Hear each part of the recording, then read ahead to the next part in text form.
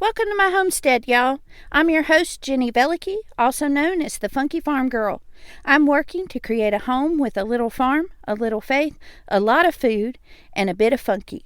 I'm learning all about growing and preserving our food supply, raising chickens and children, and becoming more self-sufficient while leaning hard on Jesus.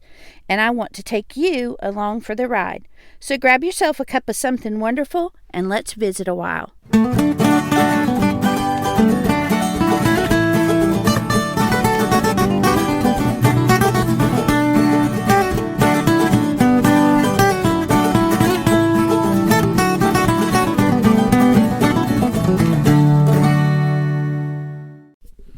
Hey y'all, you're listening to Jenny Velicky at the Funky Farm Girl, and this is episode 19, The Fall and Winter Garden.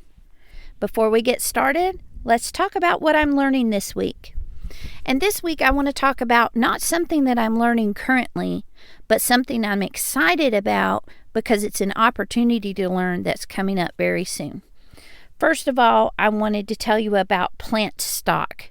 Plant stock is going to be happening August 14th through 16th online.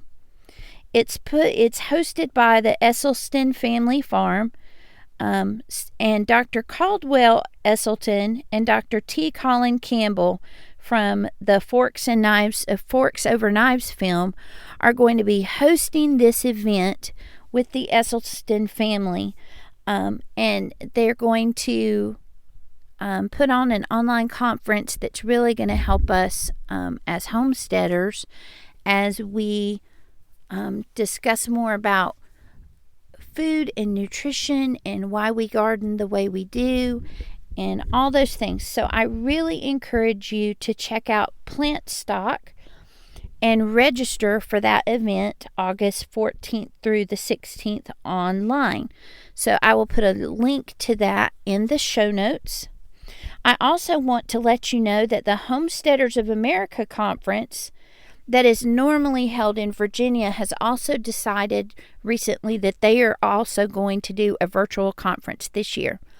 This conference will be October 9th and 10th, and there are going to be speakers like Joel Salatin, Justin Rhodes, and Rory Feek, along with a lot of other people. There's probably 12 or 15 different speakers on a lot of different topics.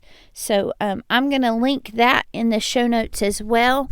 And this is just going to be a really great opportunity between the Plant Stock and the Homesteaders of America conferences to learn a lot more as homesteaders about growing food, growing the meat and the livestock that we eat and that we use for dairy and other things, just expanding our knowledge of the homesteading lifestyle.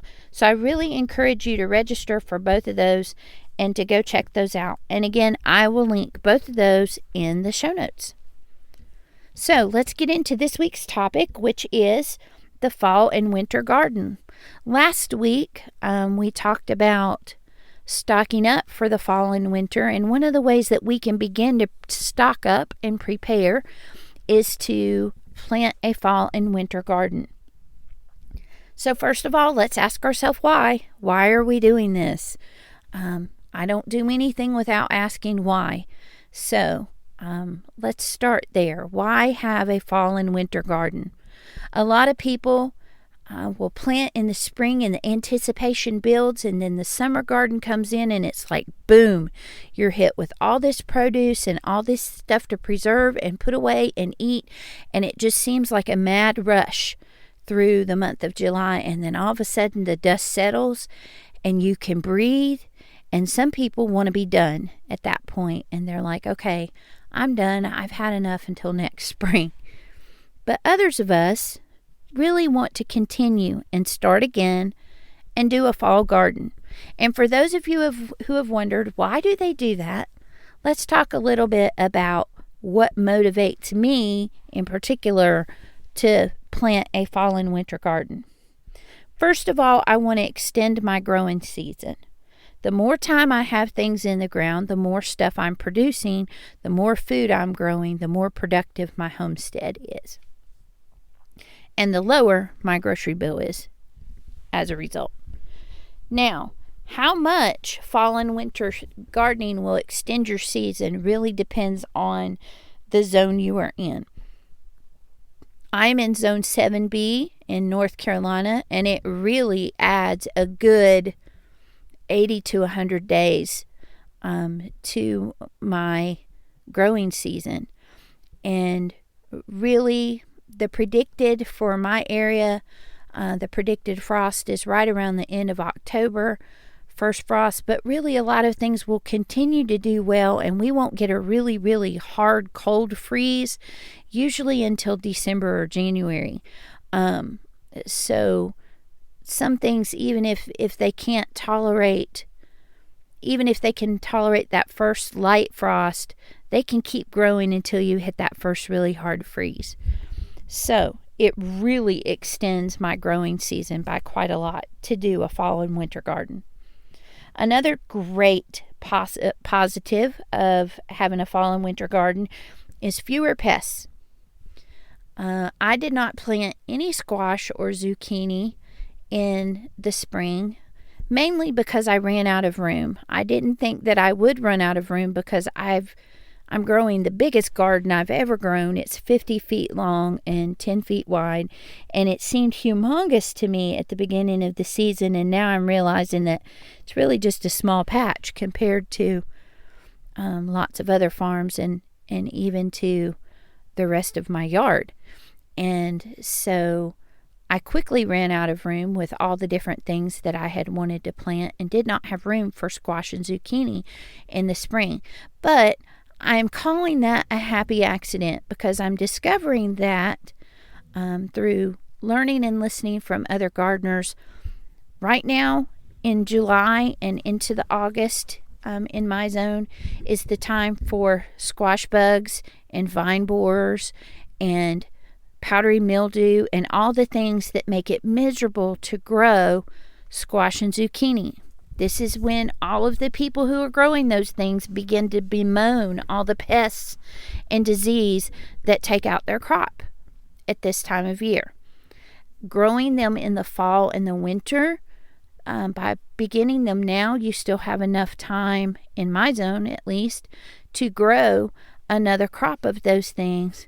And by then, the escalation of all those pests will be gone. The issues of powdery mildew and things and lack of water because of the heat and all those kinds of things will be much less and much easier to deal with. And it just gives you a higher chance of success, particularly with things like squash and zucchini. And the other thing that makes it great to do a fall and winter garden is that you can give back to your soil through crop rotation. Maybe you plant something that really depletes the soil of nitrogen in the spring, and so then in the fall, in that same place, you can plant something that adds nitrogen back to the soil. Really being aware of how what you plant affects your soil and rotating the things that you plant in that area to replace what was taken by the last thing that was in the ground there. So, now that you know why, now you need to do your own research. What zone are you in? How many days do you have until first frost?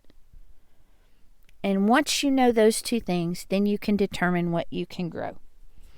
I know that a couple weeks ago when I did this, I was at 88 days until my first frost, which meant basically anything that was 90 days and under was pretty much surefire, and anything that pushed like 100 days, like my pumpkins, was a little bit of a gamble, but it was a risk I was willing to take.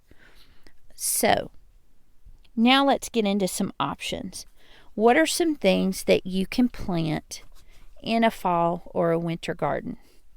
First of all, if you have enough time, depending on the days to maturity for the things that you want to plant, what you need to do is look and see how many days until your first frost, figure that out, and then look on the back of the seed packet for the seeds that you have, or look up for the plant how many days to maturity for this type of tomato, how many days to maturity for this type of pumpkin. And once you have those days, then you can figure out how long you have to grow that. Will it have enough time to reach maturity and be harvested before you hit that frost date? So look at things like your tomatoes. Can you do another round of tomatoes? A lot of people will even take the cuttings off of their current tomatoes and start new ones and put those in the ground and have a second round of tomatoes from those. You can also plant squash, and this would include pumpkins. You can plant summer type squash or you can plant winter type squash. And I want to make a distinction here where summer squash does not mean it's only squash that can only be grown in the summer and winter squash can only be grown in the winter. You can grow winter squash in the summer. You can grow summer squash in the fall and winter months. It really is more a determination of summer squash are things that need to be eaten right away or preserved in some way by canning or freezing or something like that. Winter squash are things that can be hardened off and then kept in a cool, dry place like a root cellar over the entire cold winter, and they won't go bad. And so those would be things like your butternut squash and your spaghetti squash, your pumpkins, and things like that. They tend to have a much tougher rind on the outside. And so that's the determination between whether or not it is a summer or winter squash. It doesn't have anything to do with when you grow it. It has to do with when you would eat it. You can also do another round of cucumbers. That's a possibility for me, but it's one I chose not to take. I'm content with the number of cucumbers that we had this year, and I have oodles and oodles of tomatoes that haven't even begun to ripen yet. So I have decided not to grow more of those. You can also do broccoli or cauliflower or cabbage. Those are known as brassicas, and those do well in the cooler months. They don't tend to do very well in hot times. So they're really good springtime crops, so they would also be a really good fall crop. Also leafy greens like spinach, lettuce, kale, collards, mustard greens, turnip greens. Any of those are great to grow in the fall. And they also tend, again, to be good spring crops. I'm going to do a repeat of the beans and peas that I did in the spring. I've planted snow peas and sugar snap peas, mixed beans that are green, yellow, and purple, and also purple whole peas. And then there are the root vegetables. I will wait a little longer before I start my root vegetables because they can go past the frost date, or they tend to be more frost tolerant than the things that are growing up above the ground. So they don't have to be planted quite as quickly as the rest of your stuff does. But these would be things like turnips, beets, onion. You can plant garlic now and let it grow through the winter and harvest it in the spring. You can plant radish, carrots, and kohlrabi as well. And then, thinking a little bit more outside the box, you can grow herbs indoors, and you can also begin seedlings for fruit trees indoors and then move them outside in the spring. Those herbs you can continue growing through the winter in the house, harvest a little bit, keep it growing, and then put it outside in the spring once it's past the time of frost. One thing that's really helpful in planning out the days to maturity and when your first frost date is and your last frost date is, and figuring out when if my frost date is here, when's the last day I can plant pumpkins? If I plant my cucumbers here, when will I expect to harvest those? And that would be Clyde's Garden Planner. Clyde's Garden Planner has been unbelievably helpful in helping me do my fall garden. I really wish I had had it when I started the spring garden, because I really didn't know how long it would take things to germinate and sprout and produce something.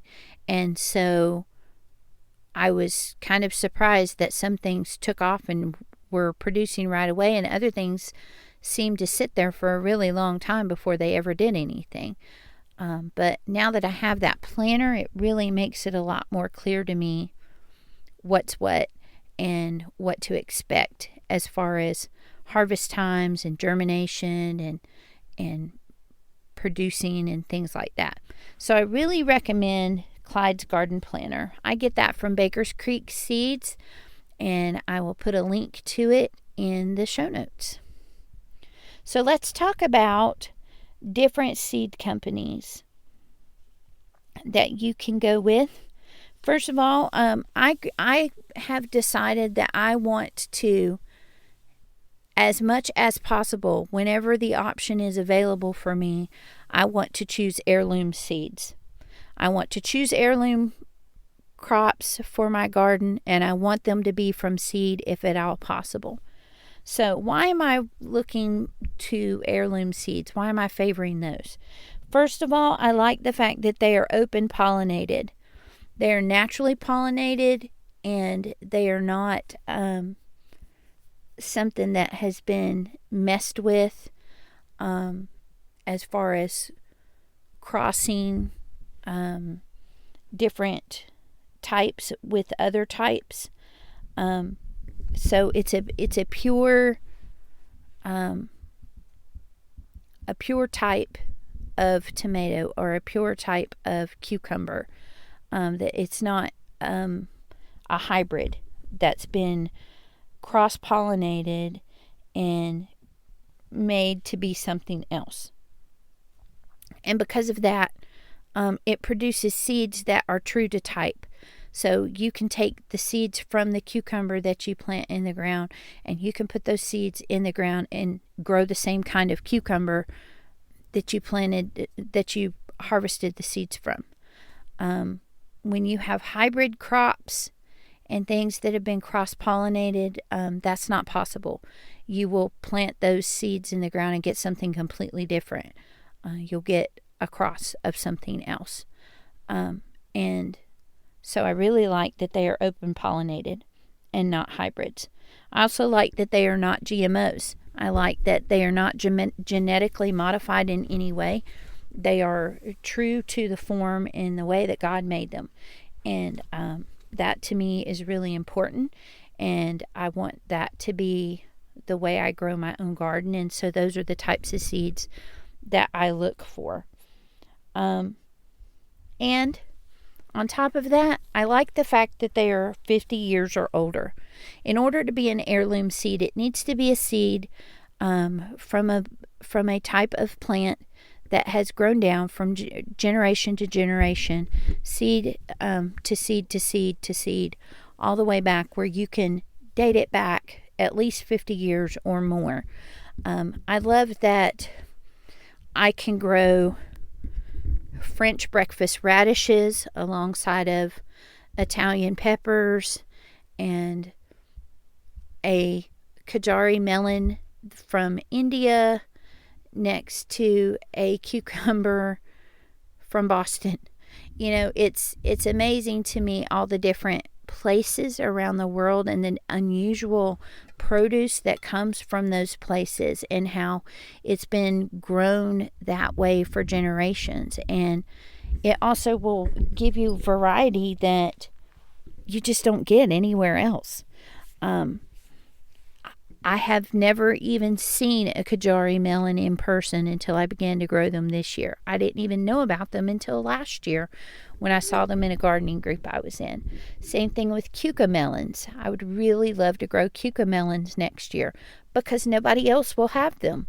It's just an unusual thing to grow And I love to experience new foods and to experience foods that are new to me but have been around for years and years and years and years, and can be traced back generations through their seed lines. I also really think that heirloom tastes better.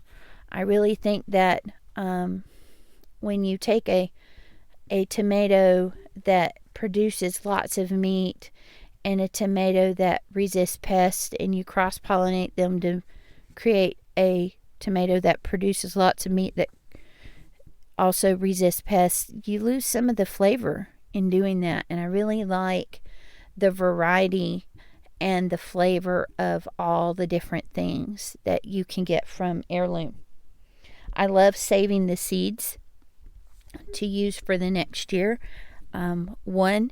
It's just really cool. When I planted my white pumpkins this year, all the seeds that I planted for those white pumpkins were from the one white pumpkin that I grew last year and saved the seeds from. And so to me, it completes the circle. It started from a seed, and now it's multiplied to become several more seeds to produce several more plants and several more fruit. But also, I just like the economic standpoint of I didn't have to buy those seeds this year. I won't have to buy them next year because I have plenty of white pumpkin seeds, just from growing and saving them from the fruit that I got from the vine. And also, I love the stories. I love to hear about where the different heirloom varieties come from, how they were discovered, or how they've been passed down, and how they've been protected over the years, and who has been caring for that line or whatever. I love the history of things, and so I think heirloom seeds give me a piece of that in a way that just is really satisfying. So, what are some heirloom seed companies that I would choose to do business with? There are really a lot of good ones out there. If you just Google heirloom seed companies, you're going to come up with several right off the bat. But I wanted to give you just a top 5 from my experience. Number 1 is Baker's Creek. I buy most of my seeds from Baker's Creek. Their website is rareseeds.com. I will link all of these in the show notes. But the first one would definitely be Baker's Creek. They have a large variety. They have free shipping. They give you a free seed packet with every order. And they have just been phenomenal to work with. I've never had a bad experience with Baker's Creek. Another one is MIGardener or Michigan Gardener or MIGardener. I don't exactly know how you say it, but I will put a link to it in the show notes as well. They have been great. They are very inexpensive. They are cheaper than Baker's Creek, but they also charge a little bit for shipping, so I think it washes out in the end. But they have a great variety too. I love their packaging for their seeds. They're really pretty packages for most of their seeds, and so that's a good one to work with. And then 3 that I don't have personal experience from, but when I search and do my own research, come up again and again and again as the favorites of others. And that would be Johnny's Seeds, Seed Saver Exchange, and Annie's Heirloom Seeds. And I will, again, link to all of those in the show notes. So, this week, I challenge you. Look up your zone. Figure out how many days you have till the first frost day in your area, and then figure out what you could plant and grow between now and then. And then hop on over to Instagram and let me know what you decided to grow. I'll see you next week. Thanks for stopping by, y'all. If you're inspired by what you've heard today, the best compliment you can give me is to share the Funky Farm Girl with your friends. You can stay connected by following the Funky Farm Girl on Instagram, Facebook, and YouTube. Until we meet again next week, remember to bloom where you're planted.